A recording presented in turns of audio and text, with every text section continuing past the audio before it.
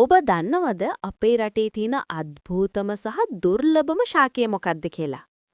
ගොඩක් අය මේ ගැන අහලා තිබුණත් ඇහින් දැකලා තියෙන්නේ හරිම අතලොස්සක් දෙනා විතරයි. අද මම කියන්නේ කලුනික ගැන.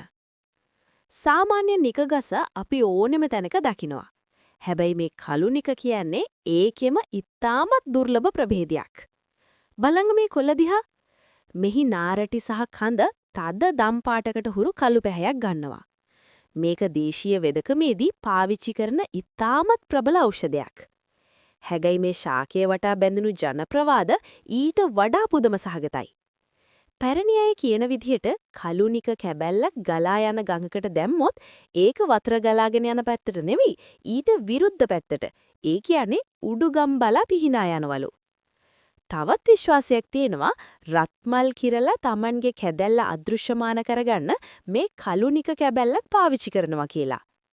ඒ වගේම අංශභාගය වැනි දරුණු රෝගවලට සහ සර්ප විෂනාශකයක් විදිහටත් මේක මහා බලගත් ඖෂධයක්. අද වෙනකොට මේ ශාකයේ සොයාගන්නක ලිහිසි වැඩක් නෙවෙයි. ඒ නිසාම බොහෝ දෙනෙක් සාමාන්‍ය නිකවලට සායම්පෝවල කලුනික කියලා විකුණන අවස්ථාවක් තියෙනවා. ඉතින් ඔබ කවදා හරි මේ අద్භූත කලුනික ශාකය සැබෑවටම දැකලා තියෙනවද? ඔබ දන්න තවත් තොරතුරු තියෙනවා නම් පහලින් කමෙන්ට් කරන්න.